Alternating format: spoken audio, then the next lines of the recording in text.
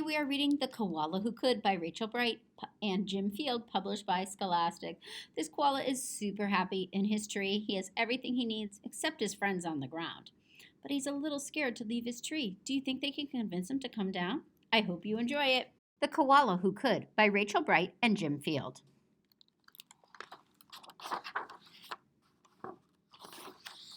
In a wonderful place where the day was just dawning and the breezes blew soft on a warm golden morning, in a place where the creatures ran wild and played free, a koala called Kevin clung to a tree. A nicer gray fellow you never would meet, as soft thing from ear tufts to feet. His favorite way to relax in the sun was to cling and to nap and to munch a leaf bun. And after all this, well, he'd need a nice rest. Yes, Kevin liked sticking to what he knew best.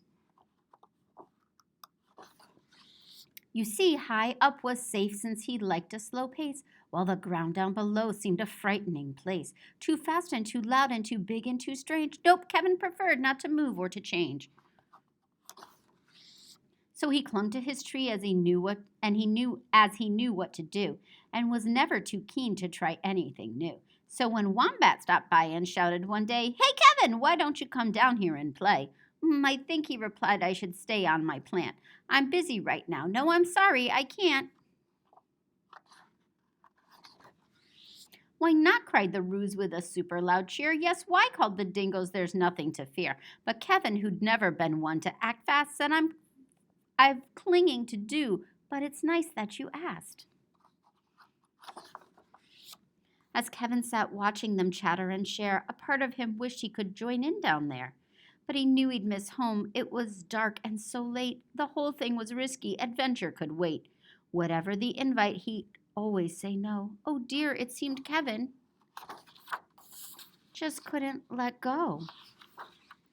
So his life was the same no matter the day. The weeks came and went and the months rolled away, and Kevin stayed still while the world moved around until he awoke to a worrying sound. Tap, tap, the sound went. Well, this was a blow. Tap, tappity, tap, tap, tappity, tap. Oh no! "Uncling," the crowd called, which had gathered below. "Leap and we'll catch you. Just let yourself go." But Kevin was scared. "Let go. No, I shan't. I won't," shouted Kevin. "Oh dear, I just can't." Woof!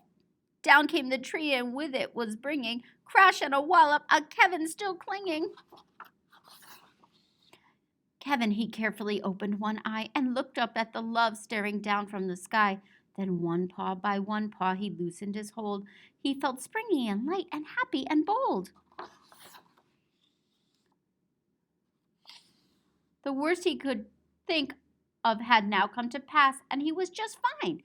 Why, he felt quite first class. So when Wombat leaned over and held his paw out, Kevin no longer felt worry or doubt. When Dingo asked, "Now will you come out to play?" the crowd all joined in with a "What do you say?" And even though this wasn't part of his plan, Kevin replied, "Yes, I think that I can." And Kevin from then on was always can do. Because life can be great when you try something new. You have been listening to The Koala Who Could by Rachel Bright and Jim Field.